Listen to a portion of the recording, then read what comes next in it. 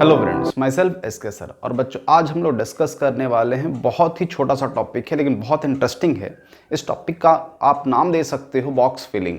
इसमें क्या करना होता है, हमारे पास कुछ गिवन ऑब्जेक्ट्स होंगे जो हमें इन पर्टिकुलर बॉक्सेस में फिल करना होगा, और एक कंडीशन बहुत कॉमन दी गई होती है जिसमें कि आप एक भी रो को वैकेंट नहीं छोड़ सकते।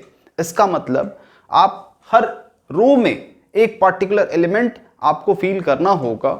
ये डायग्राम कैसा भी बना हो सकता है, कोई ज़रूरी नहीं है कि पिक्चर सिमेट्रिकल ही हो। एक एग्जांपल के थ्रू इस चीज़ को समझने की कोशिश करते हैं। जैसे सपोज मुझे दे रखे हैं 6x, जो मुझे इस पर्टिकुलर बॉक्स में फील करना है, such that none of the rows become empty. एक भी रो खाली नहीं होना चाहिए। तो फिर बच्चों, हम कैसे इस पर्टिकुलर क्वेश्चन को मैनेज कर सकते हैं, इसके लिए ये मल्टीनोमियल का हम यहाँ इस्तेमाल करेंगे। लेकिन देखो बच्चों, सबसे पहले तो आपको ये समझना होगा कि अगर कोई कंस्टेंट नहीं दिया हुआ होता तो फिर हम कैसे इस क्वेश्चन को सॉल्व करते हैं। सपोज करो हमारे पास अवेलेबल यहाँ कितने बॉक्सेज हैं, 8, और कितने हैं 6x, और सिर्फ इनको यहाँ प्लेस करना है विदाउट एनी कंस्टेंट, कोई कंडीशन गिवन नहीं। तो हमारा सोल्यूशन होता, we can select any of the 6 boxes out of 8 boxes. तो 8c6 which is equal to 28, और काम खत्म हो जाता। लेकिन सिंस कंस्टेंट दे दिया कि नहीं, इसको इतना चाहिए, इसको इतना चाहिए, इसको इतना चाहिए, जैसे ये चीज इसको इतना चाहिए, ये चीज अगर आपको सुनने को मिले, यू मस्ट यूज मल्टीनोमियल। और इस क्वेश्चन को भी बच्चों हम बेगर्स मेथड के कंसेप्ट से ही समझने की कोशिश करेंगे। ध्यान से समझना, इसको जरा हम प्रैक्टिकली सोचते हैं। जैसे सपोज करो ये जो पहला 2 बॉक्स है, इसको एक ग्रुप मानो बेगर्स का, ये दूसरे बेगर्स का एक ग्रुप है, और ये तीसरे बेगर्स का एक ग्रुप है। अब जब आपको 6x, इसका मतलब 6 सिक्के आपको डिस्ट्रीब्यूट करने हैं इन सभी बॉक्सेस में, तो फिर आप कैसे मैनेज करोगे। तो ध्यान से समझना, आप पहले ग्रुप में से एक सिक्का आपको बोला गया आपको मिनिमम देना है। तो फिर बच्चों, कितने भिखारी हैं ऊपर सोचो जरा, 2। तो में से किसी एक भिखारी को सिलेक्ट करोगे आप और एक सिक्का पकड़ा दोगे। ये भी पॉसिबल है कि आप उस पर्टिकुलर ग्रुप में 2 के 2 भिखारी हैं, उनको आप 1-1 रुपए का सिक्का दे दो। समझ में आई बात। तो इसको बच्चों हम लोग कैसे लिखेंगे, सबसे पहले कितने बॉक्सेस हैं वो काउंट कर लो आप। 2c1, एक हमने पकड़ा और उसको एक सिक्का हमने दिया, तो x power 1 plus first group से ही हो सकता है कि आप दोनों के दोनों सेलेक्ट कर लो, और फिर कितना सिक्का दोगे आप, 2। ये कहानी खत्म हो गई पहले ग्रुप के भिखारियों की। डोंट यू थिंक जो आखिरी ग्रुप है भिखारियों का, उसके साथ भी सेम स्टोरी होगी। तो सेम बॉक्स में वापस से रिपीट करने वाला हूं, तो इसका मतलब इसका स्क्वायर कर दें। बहुत ईजी है। अब बात करते हैं बच्चों, इसमें ये जो सेकंड ग्रुप है बेगर्स का, इसमें हम कैसे ऑपरेट कर सकते हैं।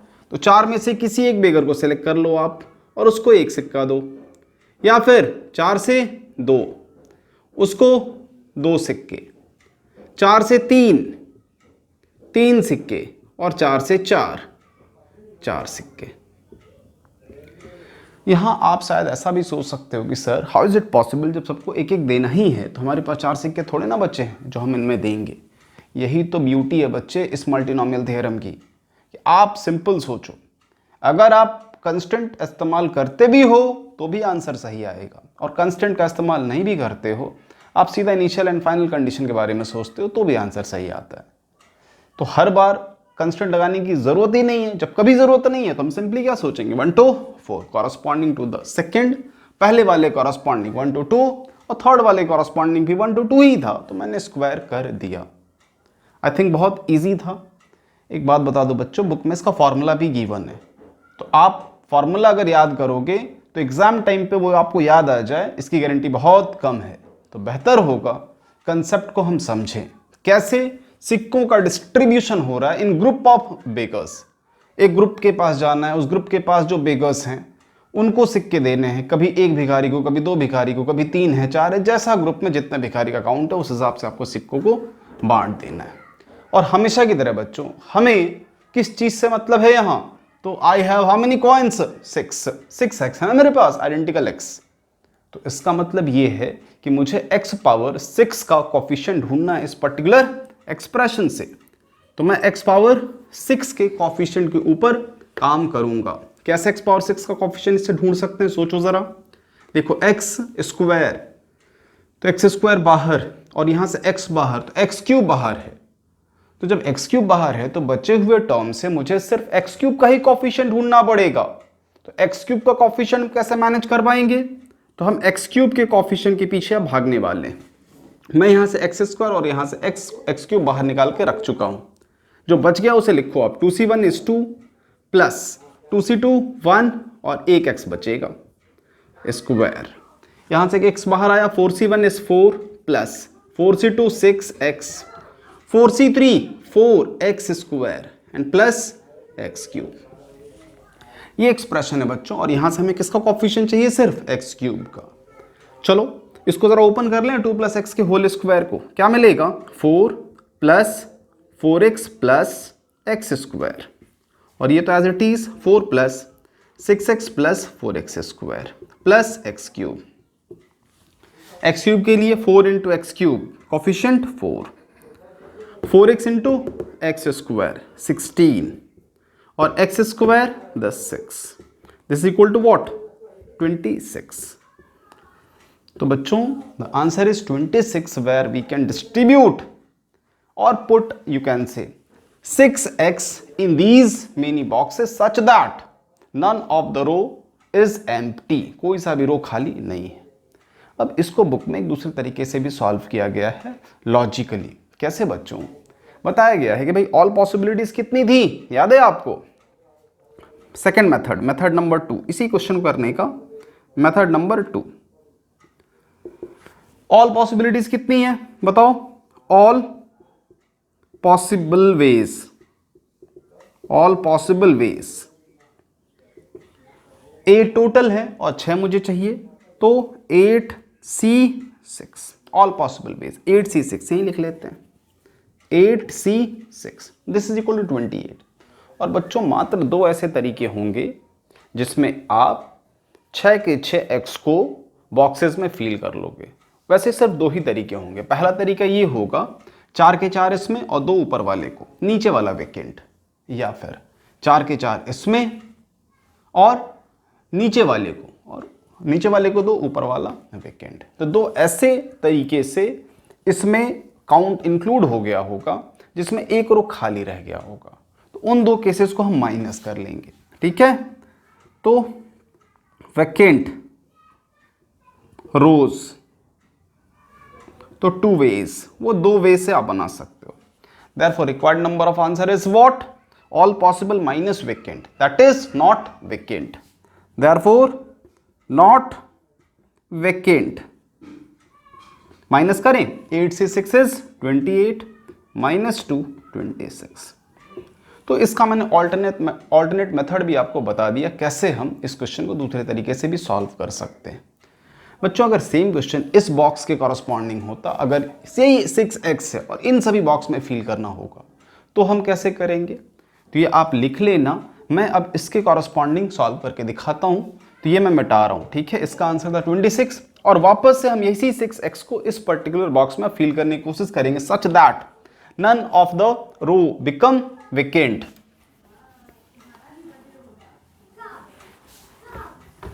देखो चीजें बहुत सिंपल हैं, इजी हैं। बस क्या होता है ना कभी कभी कि माइंड हमारा थक जाता है लास्ट तक पहुंचते पहुंचते। तो ये बिल्कुल आखिरी के टॉपिक हैं, तो हम ज़्यादा फोकस नहीं कर पाते, कंसंट्रेट नहीं करते। अदरवाइज कुछ है नहीं, कुछ भी नहीं है इसमें। देखो क्या करना होगा, सोचो 3 डब्बे हैं, किसी एक को सेलेक्ट कर लो यार। क्या लिखोगे, 3c1 और x पावर 1 और 3c2 x पावर 2 और 3c3 x पावर 3। ये मैंने लिख दिया 3c1 3c2 3c3 1 2 3। और ऐसे कितने डब्बे हैं सोचो जरा, 3 है, तो होल क्यूब। और सिंगल वाले तो ऑब्वियसली आप उसी को सेलेक्ट करोगे, तो वो एक ही तरीका है। फिर भी लिख देता हूं 1c1 x पावर 1 का होल स्क्वायर। ये सिंगल बॉक्सेस के कॉरस्पॉन्डिंग एक ही डब्बा है, तो 1c1 कितना दोगे उसको, सिर्फ एक ही दोगे ना यार x में से, तो x पावर 1। और ऐसे 2 केसेस मुझे किसके कोफिशिएंट के पीछे जाना है? x power 6। कितने ऑब्जेक्ट्स हैं? 6। तो यहां से भी मैं x पावर 6 के कोफिशिएंट को ढूंढने की कोशिश करूंगा।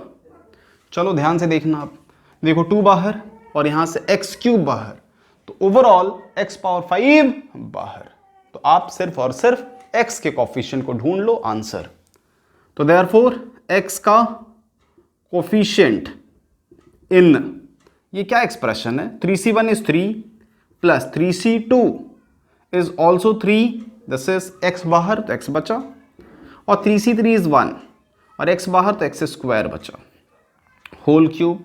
और यहां तो कुछ नहीं है। इसमें भी देखो यार, अगर x के कोफिशिएंट से मतलब है तो डोंट यू थिंक x² का कोई वर्थ नहीं है? हम बड़े लोग को लेके क्या करेंगे अगर x² की जरूरत ही नहीं है? तो इसको भी हम रिड्यूस कर लेंगे 3 प्लस 3x का होल क्यूब में, और यहां से x का कोफिशिएंट चाहिए ना, x का कोफिशिएंट, तो 3 बाहर, तो ये 27, 1 प्लस x का होल क्यूब। तो यहां से मुझे अब चाहिए x का कोफिशिएंट। तो x का कोफिशिएंट क्या होना है बच्चों? 3, क्योंकि a प्लस b का होल क्यूब, a³ 1 होगा, 3a²b दैट इज 3x, क्योंकि a मीन्स व्हाट? 1, 1 का स्क्वायर 1 ही होगा। तो यहां से हमें 3 मिलना है। तो therefore x coefficient will be equal to what? 27 into 3 which is equal to 81। तो x का कोफिशिएंट मिल गया, that is what? 81। तो अगर 6x को मुझे इस पर्टिकुलर बॉक्स में फिल करना होगा तो मैं कितने तरीके से फिल कर पाऊंगा? तो हमारा आंसर होगा 26। और इसी 6x को यहां फिल करना होगा तो हमारा आंसर है 81। बुक में बच्चों 6x की बजाय दे रखा है Dipesh. The word given in your textbook is what? Dipesh. Dipesh के लेटर्स को हमें इस पर्टिकुलर टाइप के डब्बे में फिल करना था, such that none of the row become vacant। तो करना कुछ नहीं है, अगर आप 6 आइडेंटिकल x को ना लेके 6 डिस्टिंक्ट लेटर्स को लोगे, सपोज कोई 6 डिस्टिंक्ट लेटर्स लेता, मैं इसी क्वेश्चन को थोड़ा सा अपग्रेड कर रहा हूं, 6x लेने की बजाय मैं ले रहा हूं वर्ड दीपेश। तो अब जरा सोचो, ऑर्डर मैटर करने लगेगा ना, जैसे पहले के पास D गया, यहाँ I आया, यहाँ P आया, ऑर्डर चेंज करोगे तो फिर मतलब बदल जाएगा। तो इस वजह से हमें अपने आंसर में एट लास्ट इनटू कितने लेटर्स हैं डिस्टिंक्ट? 6, तो उनका अरेंजमेंट 6 फैक्टोरियल, ये हमें एक्स्ट्रा थोड़ा सा ऐड करना पड़ता है। तो होप बच्चों ये बहुत अच्छे से आपको समझ आ गया होगा। क्वेश्चन बहुत सिंपल था, मैं वापस से बता दे रहा हूं। यहां हमें कुछ आइडेंटिकल चीजों को it may be distinct boxes में फिल करना होता है, such that none of the row become vacant और एम्प्टी। तो ये हम कैसे मैनेज करते हैं? तो मैंने आपको हिंट दिया, आप आइडेंटिकल मानकर ही क्वेश्चन सॉल्व करोगे। At last once you get your solution corresponding to the identical object, आपको देखना है जो क्वेश्चन है वो आइडेंटिकल का ही है या फिर डिस्टिंक्ट ऑब्जेक्ट्स का है। अगर डिस्टिंक्ट ऑब्जेक्ट का होगा तो लास्ट में आपको उसके अरेंजमेंट के नंबर से मल्टीप्लाई करना होगा अपने जो भी आपका आंसर आया होगा कंसिडरिंग आइडेंटिकल ऑब्जेक्ट्स। तो बच्चों ये टॉपिक यहाँ खत्म हुआ। So in this way session 6 Arihant की बुक से आज हमारा खत्म हो गया। क्लियर है? अब बच्चों अगले सेशन में हम लोग कुछ और इंपॉर्टेंट टॉपिक्स डिस्कस करेंगे। तो मिलते हैं फिर बच्चों, थैंक यू।